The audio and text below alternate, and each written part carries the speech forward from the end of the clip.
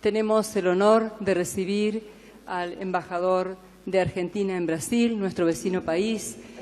Carlos Magariño es reconocido por ser un excelente dirigente, ha tenido participación en Naciones Unidas, fue electo director general en la Organización de Naciones Unidas para el Desarrollo Industrial y hoy nos va a dar una charla referente a las posibilidades que Argentina tiene en inserción en el mundo. Así que agradecemos muchísimo su presencia y disfrutemos de su charla. Muchas gracias. Buenas tardes. Le agradezco muchísimo al Consejo Empresario de Entre Ríos por haberme invitado a compartir con ustedes unas reflexiones en el marco de este foro anual Entre Ríos 2030. Para esta presentación preparé algunos datos que quiero compartir con ustedes y me pareció necesario utilizar una guía para que la cantidad de datos que voy a compartir no les hagan perder la perspectiva del mensaje, ¿no? Que básicamente está resumida en esta plantilla inaugural, porque me parece que para planificar el futuro, para hablar de lo que tenemos que hacer, para entender lo que queremos pedirle al Gobierno, tenemos que tener muy claro qué es lo que ha pasado en los últimos años, en qué realidad vivimos y cómo va a evolucionar en términos concretos y prácticos. Esa, creo yo, es la mejor forma de mirar lo que pasa en el mundo y de prepararnos para participar y para tomar nuestra parte en las oportunidades que nos ofrece el futuro. A lo primero que voy a referirme es a las últimas 3 décadas. Yo creo, sinceramente, que vivimos tiempos exponenciales y el cambio está en todas partes. Ese proceso nos llena de preguntas, nos llena de ansiedades y nos obliga a escudriñar con más cuidado y más frecuentemente el futuro. Precisamente lo que ustedes están haciendo aquí en este foro, en estos días. Y creo que nadie en su sano juicio puede dudar de que en las últimas 3 décadas vivimos en una época de cambios. Sería muy difícil listarlos taxativamente, así que yo elegí solamente algunos que tienen significación global e impacto sistémico. Algunos cambios que cambiaron, transformaron la forma en la que la comunidad internacional se relaciona entre sí, la estructura de sus debates, el objetivo de sus políticas. El primero, la caída del muro de Berlín en 1989, que termina con la organización política y con la disputa económica que se había plantado al término de la Segunda Guerra Mundial. El segundo cambio, ya a mediados de los años 90, muy importante, el uso masivo de Internet, la masividad que alcanza el uso de Internet. Después, a fines de la década, ya en el año 2001, tenemos este evento que transforma la forma en la que se percibía la política internacional, cuando parecía que la democracia liberal y la economía de mercado habían triunfado sobre los debates de la época de posguerra.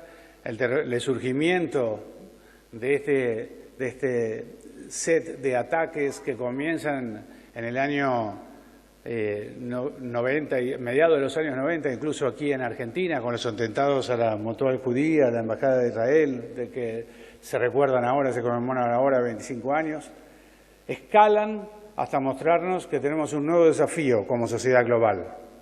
Aquellos extremistas que usaban las libertades para atentar contra nuestro sistema de vida. Y por último, quiero mencionar el colapso del sistema financiero internacional, que ya sobre finales de la década plantea un interrogante muy serio acerca de la sustentabilidad del sistema de relaciones financieras y la integración de los mercados. Sin ninguna duda, al menos podemos coincidir en que esos 4 eventos signaron una época de cambio. Lo que yo vengo a proponerles hoy es que veamos esa época de cambios y el proceso que dispararon esos 4 eventos en distintos momentos de las últimas décadas como un proceso que se fue ramificando, se fue asentando y generó un verdadero cambio de época. Y no se trata solo de un juego de palabras. Hay hechos muy concretos que muestran que la época que estamos viviendo hoy es completamente distinta de lo que vivimos en los tiempos de posguerra. El primero, el crecimiento del Producto Bruto Global.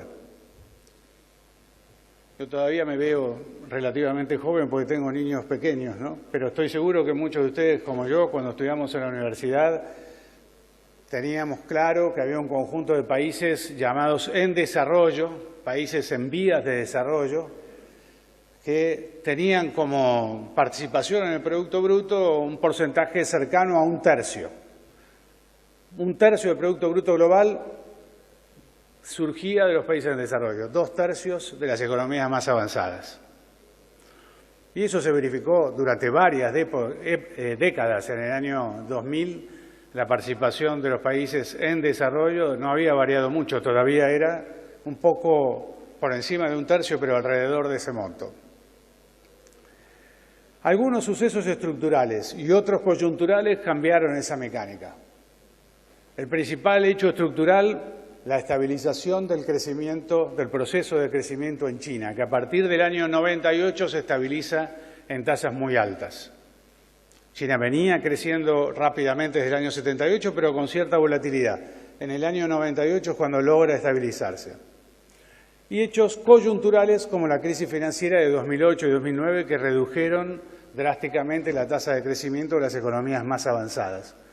En el año 2013, por primera vez en la historia de la economía moderna, las economías en vías de desarrollo, que ahora se llaman emergentes, participan con 51% del Producto Bruto Global, a paridad de poder de compra, es decir, si descontamos el impacto de las tasas de cambio de las monedas. Esto marca un cambio de época, porque los países que considerábamos parte de los márgenes de la economía internacional toman la vanguardia. De ellos depende el crecimiento. A partir de 2010, el 70% del crecimiento del Producto Bruto Global es generado en los países emergentes. Este proceso es, a la vez, causa y consecuencia de otro evento, que es un cambio fundamental en el funcionamiento de la economía internacional, y que es la emergencia de una nueva clase media global. De alguna manera hay que definirla, cualquier definición que tomemos de clase media global puede ser discutida. Yo voy a proponerles la que usan analistas de la OECD y del Banco Mundial, definiéndola como las personas que gastan entre 11 y 110 dólares por día. Hoy tenemos viviendo en clase media 3.700 millones de personas. Ustedes saben, es usual para los analistas considerar que un país que tiene más de la mitad de su población viviendo en clase media es un país de clase media. Si adoptáramos esa definición para la economía global, estamos muy cerca de ser un mundo de clase media. Estoy seguro que no habían reflexionado en eso, pero si consideramos que la población mundial crece a un ritmo de 80 a 85 millones de personas por año y la clase media global está creciendo a 150 a 160 millones de personas por año, en el 2022 vamos a tener un mundo con más personas viviendo en clase media que en cualquier otra clase social. Es otro cambio que muestra verdaderamente que estamos enfrentando un cambio de época. El tercer elemento que quiero mencionar es este equilibrio, este balance entre la humanidad y la naturaleza. Nuestro sistema productivo hoy demanda un planeta y 3/4 de otro para alimentar la demanda de materia prima y de bienes naturales a su tasa normal de reproducción. Es decir, el sistema productivo necesitaría casi 2 planetas para consumir recursos naturales que entran al sistema de producción de bienes y servicios. pero como todos sabemos tenemos solo un planeta, así que los 3/4 del planeta restante son recursos naturales que no se reproducen a su tasa normal de reproducción. Podemos acelerar la tasa nacional de reproducción o podemos pagar por el impacto que eso tiene, pero no podemos seguir indefinidamente tomando a costo cero recursos naturales del planeta con este balance. Y el último hecho que voy a mencionar para marcar este cambio de época es el fenomenal impacto de la conectividad, que cambió, por supuesto, completamente las formas de producir y de consumir. Hoy, si consideráramos que todos tenemos solamente una línea de teléfono, habría 5.100 millones de personas en un mundo de 7.700 con una línea telefónica. 56% de la población mundial tiene acceso a Internet. Para que ustedes se den una idea, hay más gente con acceso a Internet que con acceso a un sistema sanitario moderno. 59% de la población mundial no tiene acceso a sistemas cloacales modernos de acuerdo con las Naciones Unidas. Es verdaderamente un elemento que tenemos que considerar como parte de esa definición de un cambio de época. Hay 3.500 millones de personas con acceso a las redes sociales, por ejemplo, ¿no?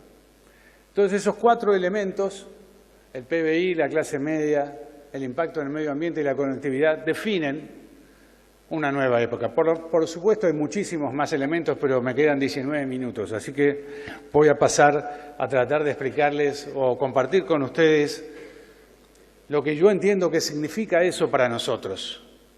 ¿Qué significa esto para nuestro país, para nuestra región? Bueno, significa una enorme oportunidad si entendemos cómo esa oportunidad está organizada. En el año 2030, el horizonte que fijó el Consejo Empresario de Entre Ríos para este evento... No, está bien, tengo aquí agua, ¿eh? Gracias, tengo aquí, muy amable. En el año 2030 vamos a tener un mundo de 8.500 millones de personas, de acuerdo con las estimaciones del Fondo Mundial de Población. Y van a estar distribuidas de este modo. La población va a estar mayoritariamente en Asia y en África. Entre esas dos regiones tenemos el 77% de la población mundial. 8,5% en Europa, América Latina tiene otro 8,5%, 4,5% va a estar en América del Norte. Esto nos muestra qué distribución de mercados podemos esperar. Muy notable el impacto del crecimiento de los países emergentes en la evolución de la clase media. Fíjense, este gráfico es muy interesante. Tardamos 150 años para tener el primer billón de personas viviendo en clase media, 21 años para el segundo billón, y ahora estamos moviéndonos muy rápidamente. 9 años el tercer billón, 7 años el cuarto billón de personas viviendo en clase media, ¿no? El Producto Bruto Mundial de este año va a ser 88 trillones de dólares aproximadamente.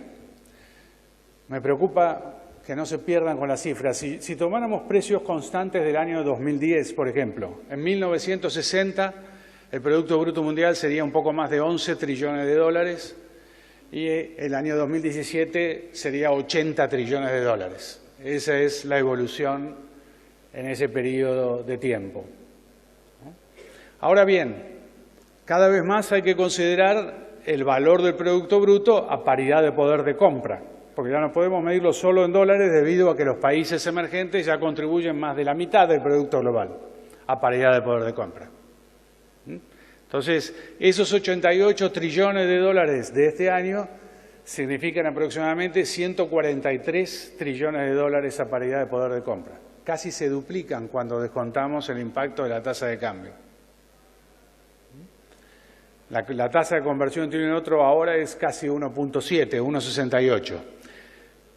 Fíjense cómo aumentó la participación de los países que tienen monedas distintas del dólar, que en 1990, 1995 la tasa de conversión era 1,2, ahora es 1,68.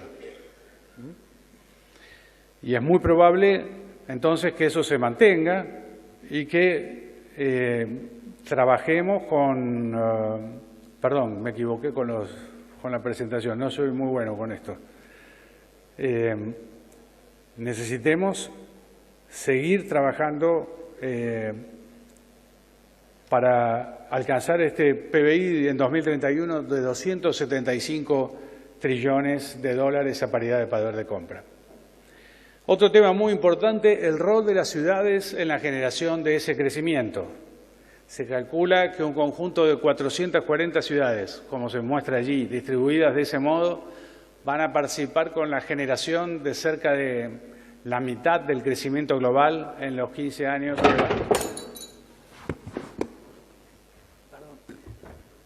Pero no hice nada, lo juro. Gracias.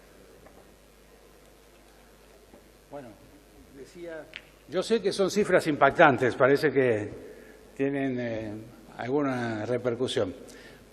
En estas 440 ciudades podemos esperar encontrar la mitad del crecimiento global entre 2010 y 2025. En ese periodo de 15 años tenemos la expectativa de que ese conjunto de ciudades tenga una gran participación en el crecimiento global. Básicamente allí tenemos hoy a la población mundial, un poco más de la población mundial, 55%, un poco más de la mitad de la población mundial, 55% de la población mundial viviendo en territorio urbano, en ciudades, ¿no? Se espera que para 2030 esa cifra alcance el 60%. Lo interesante es que de esas 440 ciudades, apenas 20 ciudades son lo que llaman mega cities o mega ciudades de más de 10 millones de habitantes. La mayoría son ciudades medianas, consideradas medianas, entre 200.000 y 10 millones de habitantes, que van a contribuir la mayor parte del Producto Bruto Global. Y finalmente, otro tema muy importante que me parece importante remarcar es que este crecimiento de las economías emergentes tiene consecuencias muy concretas en el funcionamiento de los mercados financieros. Por ejemplo, cuando se creó el índice Morgan Stanley de capital internacional, el MSCI, en el año 88, desde el año 2016, 23 países conforman el índice MSCI, cuya capitalización de mercado ahora pasó de los 35 billones de dólares originales a 4 trillones de dólares. Es decir, el espacio en los mercados financieros para los mercados emergentes y para las compañías que operan en los mercados emergentes ha crecido enormemente. Fíjense en este chart, ahí se muestra una estimación del Banco UBS sobre la evolución del mercado de valores de los países emergentes, pasando desde 1.7 billones a 20.7 billones. La última consecuencia a la que me quiero referir para nosotros tiene que ver con las nuevas formas de producir y consumir. Allí me parece que no hace falta profundizar mucho porque ustedes sienten esos cambios todos los días en sus actividades, desde la producción agrícola a la producción industrial. Han cambiado los modelos de negocios, las formas de producir y consumir, y el impacto que me pareció que reflejaba de manera más directa esa situación tiene que ver con lo que resumí en esta presentación, en este chart, mostrando cómo ha crecido la participación del comercio electrónico en el total del comercio mundial. Ahí tienen 2.000 millones de personas realizando compras por 3,5 trillones de dólares. Significa aproximadamente 14% del total de las ventas al por menor que se hacen en todo el mundo. Y eso considerando que el 69% de los carritos de compra que armamos en las plataformas digitales resultan abandonados. Solo el 3% de las transacciones que se inician concluyen con una venta. O sea que el impacto que hay para cosechar todavía a través del comercio electrónico es enorme. ¿Cómo lidiamos entonces con esta realidad? ¿Qué estrategias funcionan? Bueno, me parece que tenemos claro ya entonces los cambios que se han producido en la clase media global y el impacto que van a tener entre los negocios las clases medias emergentes en los próximos años. Ahí tienen la relación entre el crecimiento del consumo en hogares, en las economías desarrolladas y aquella de los mercados emergentes. Sin embargo, conseguirlos no será un evento automático. Van a requerir estrategias muy medidas, estudiar muy bien qué mercados están creciendo más rápidamente, analizar los mercados de alto consumo en los países emergentes que están creciendo también a mucha velocidad. Será muy importante la innovación, cambiar la forma en la que vemos los problemas y desarrollar nuevas capacidades para darle vida a nuevos productos. En general, las estrategias de empresas exitosas se han relacionado con alguna de estas cuatro o con alguna combinación de estas cuatro que presento en este chart. Liderar en costos por distintas vías, inclusive usando la tecnología para transformar costos fijos en costos variables. Apalancarse en habilidades específicas de la empresa o del entorno económico donde la empresa opera. Identificar nichos en los países de destino que puedan crecer rápidamente para convertirse en una porción más significativa del mercado y construir una marca global vía la innovación. Me pareció importante remarcar que la innovación requiere una planificación adecuada y me sorprendió gratamente escuchar al speaker anterior mencionar mecanismos como los de prospectiva, que son normalmente poco valorados. Muy bien. ¿Qué rol tiene en esto la política exterior y la relación con Brasil? Bueno, yo creo que una política exterior moderna es un instrumento poderoso para promover el progreso de la sociedad y del complejo industrial empresario. Las crisis migratorias, las guerras comerciales, los crujidos de los bloques regionales son distintas expresiones de un mundo que está atravesando el cambio de época que he tratado de configurar aquí para ustedes. Pueden observarse algunos efectos de corto plazo como resultado de las tensiones que el mundo experimenta en los últimos meses. Por ejemplo, si uno analiza el rendimiento de los bonos soberanos de las economías desarrolladas a corto plazo y a mediano plazo y a largo plazo, se encuentra con que el rendimiento a largo plazo es menor que el rendimiento a 90 días. Un indicador usualmente asociado con una disminución en el ritmo de producción, con una contracción del producto. Esto, sin ninguna duda, es un tema al que hay que prestarle atención y nosotros estamos mirando muy cuidadosamente qué está pasando, tenemos que mirar muy cuidadosamente qué está pasando con los flujos de inversión a las economías emergentes. En el mes de mayo, por ejemplo, debido a estos temores acerca de una caída en el ritmo de actividad, las economías emergentes en conjunto presenciaron una salida de capital cercano a los 15 billones de dólares. Para darles una idea, en 2013, que fue un momento de flight to quality, de salida del mercado emergente por parte de inversores institucionales, salieron 21.000 millones de dólares, 21 billones de dólares, ¿no? Por lo tanto, es muy importante observar esta situación porque si esas expectativas de recesión en las economías más avanzadas generaran un recorte de tasas de interés más acelerado, corremos el riesgo de que las guerras comerciales se transformen en guerras de divisas, ¿no? Competencias por devaluaciones competitivas. Y ahí estaríamos en un terreno un poco más complejo.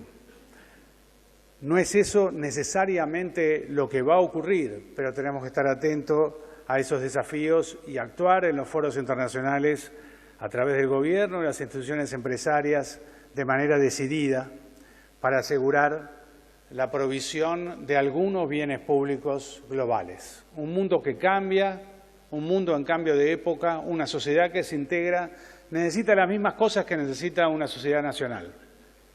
A ninguno de nosotros se nos ocurriría dudar que la sociedad argentina necesita para progresar la provisión de bienes públicos, educación, salud, seguridad. En todo el mundo eso es fácilmente aceptado. Sin embargo, está menos claro que la sociedad internacional necesita también un conjunto de bienes públicos tales como estabilidad financiera internacional, por supuesto, seguridad, integración comercial y estabilidad en los flujos de intercambio de tecnología.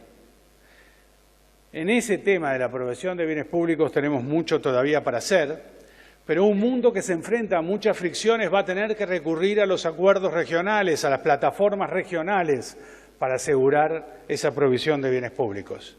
Y ahí es donde entra nuestra integración con Brasil. Porque un proceso de 34 años como el que llevamos de integración con Brasil ha demostrado que a distintos niveles es capaz de contribuir regionalmente a la provisión de estos bienes públicos globales. Podría darles muchos ejemplos. Como me queda poco tiempo, voy a usar solamente uno, que tiene que ver, por ejemplo, con la cooperación entre Argentina y Brasil en el área nuclear. Todos ustedes están familiarizados con las competencias que se han generado en otras regiones del mundo respecto, por ejemplo, de la capacidad de desarrollar armamentos o otro tipo de tecnología nuclear no necesariamente relacionada con los usos pacíficos. Argentina y Brasil, en el año 91, después de 5 años de integración y cuando lanzan el Mercosur, han generado un ejemplo mundial de cooperación en el uso de la tecnología nuclear con fines pacíficos, creando un área de paz en el Atlántico Sur, que es ejemplo global, y que se manifiesta a través de una agencia conocida como la Agencia Brasileño-Argentina de Contabilidad y Control del Material Nuclear.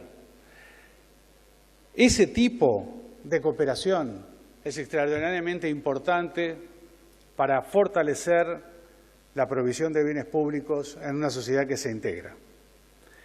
Y creo que es muy importante que veamos en perspectiva qué ha ocurrido en el proceso de integración en materia comercial para entender hacia dónde tenemos que caminar en ese sentido.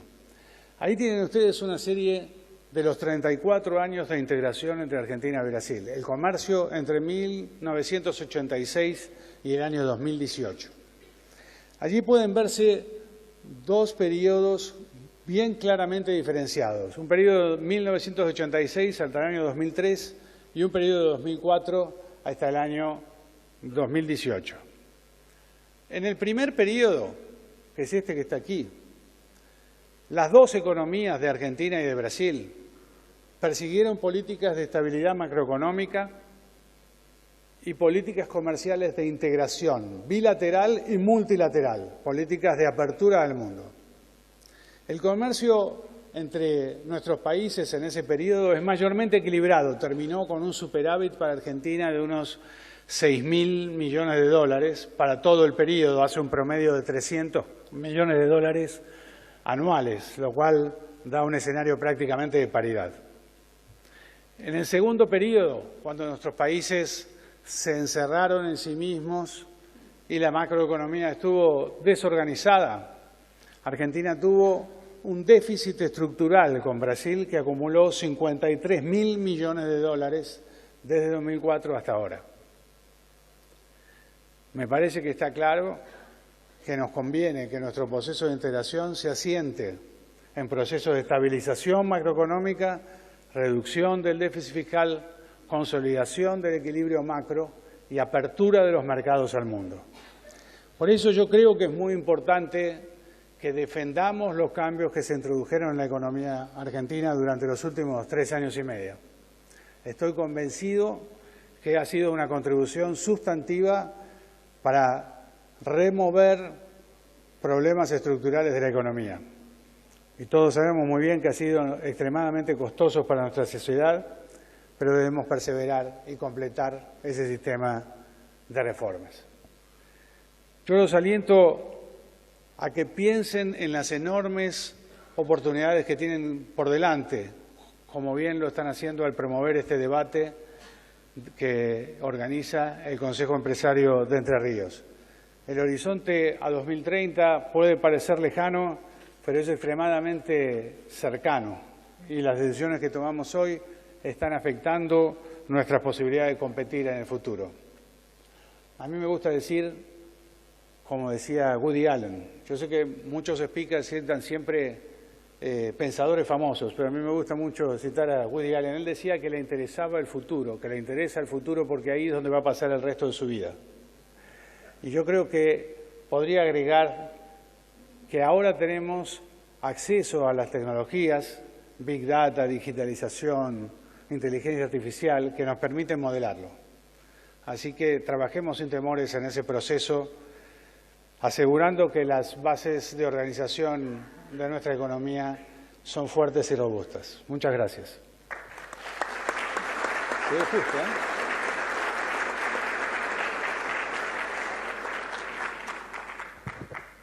Bien, el público nos ha acercado muchísimas preguntas, estimado embajador, pero vamos a hacerle una muy local y dos preguntas, si nos permite, vamos a hacerle. Primero, ¿qué oportunidades ve para la provincia de Entre Ríos en la relación al comercio con Brasil? Bueno, hay un tema muy importante y me gustaría aprovechar esta pregunta para reforzar. Nos hemos dedicado, en la gestión que me tocó estar al frente de la embajada, con los ministerios de Agroindustria, hoy la Secretaría de Gobierno de Agroindustria, con el Ministerio de Producción, con la Cancillería, a remover restricciones comerciales que afectaban el acceso de la producción argentina al mercado brasileño. Brasil, además de ser una de las primeras 10 economías del planeta, va a ser el epicentro de uno de los mayores mercados de clase media del mundo, un top 10 de los mercados de clase media mundial. Entonces, en el caso particular de la economía de Entre Ríos, trabajamos mucho para remover las restricciones a los cítricos para el ingreso a Brasil. Y creo que eso significa una oportunidad enorme para la producción regional. También hemos trabajado con la remoción de restricciones para nuez pecan, por ejemplo, y vamos a seguir trabajando en este sentido con aquellas iniciativas que nos presenten los empresarios. Me gustaría compartir con ustedes, en los últimos 3 años hemos organizado una red de cámaras de comercio en Brasil que no existía en 2016, cuando me tocó hacerme cargo de la embajada. En ese entonces teníamos una cámara de comercio operativo en la ciudad de San Pablo y teníamos una cámara más en Río de Janeiro que estaba funcionando también. Ahora tenemos 14 cámaras de comercio y una red que las nuclea, con la particularidad de que esas cámaras de comercio están lideradas por empresarios brasileños. Las organizamos en cada uno de los estados, Río Grande do Sul, Santa Catarina, Paraná, Bahía, Pernambuco, João Pessoa, Ceará, Goiás, Mato Grosso del Sur, con el objetivo de que ustedes tengan contrapartes con las que puedan trabajar y conocer mejor las características de esos mercados específicos. Estamos acostumbrados a pensar en Brasil en el sur y el sureste. Sin embargo, el centro y centroeste del país hoy contribuye al PBI lo mismo que el estado de Santa Catarina, al que le vendemos 1.000 millones de dólares. Y en el centro-oeste vendemos apenas 100 millones de dólares. Lo mismo ocurre con el nordeste brasileño.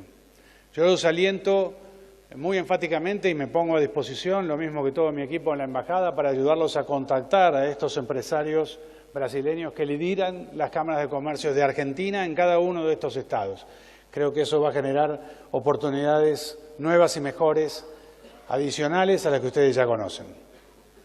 Muy bien, muchísimas gracias por su respuesta, que nos parece muy alentadora, sobre todo nosotros del Consejo Empresario, que junto con el Gobierno de la provincia estamos bregando por la creación de la Agencia de Desarrollo, así que esto nos permite pensar en un futuro promisorio. Una de las preguntas que nos han acercado, que me parece muy oportuna, dado que usted hablaba de que los acuerdos de áreas, de zonas, van a permitir las fortalezas para conseguir lograr los mercados más grandes, como China, o como Asia, mejor dicho. Y esta pregunta tiene que ver con que a qué punto está el acuerdo Unión Europea-Mercosur y cuáles serían los efectos más inmediatos para Argentina. Bueno, yo la verdad es que no estoy responsable de esta evolución del acuerdo Unión Europea-Mercosur, pero ayer hablé con los negociadores que están trabajando mucho en Bruselas. Todos tienen mucha esperanza de poder avanzar. Son momentos muy críticos de la negociación. Esperemos que se concrete. Yo creo que la importancia para Argentina justamente tiene que ver con ese equilibrio al que me refería al final de la presentación, en el sentido de que vamos a cerrar un acuerdo de libre comercio con una zona económica que representa el 30%, 35% del comercio global del mundo, ¿no? Y tenemos que hacer muchos acuerdos de este tipo porque el Mercosur probablemente ha sido el bloque comercial más cerrado del planeta. Y tenemos enfrente muchas oportunidades. Está muy bien que hablemos de China en primer lugar, sin ninguna duda, pero la clase media india está creciendo muy rápidamente. El África subsahariana en 2030 va a tener un mercado de clase media equivalente a lo que es hoy Medio Oriente. Países como Pakistán, Turquía, van a tener un mercado de clase media de 1 trillón de personas. ¿Les asombraría pensar, por ejemplo, que Filipinas va a tener una clase media del tamaño de la de Italia en 2030?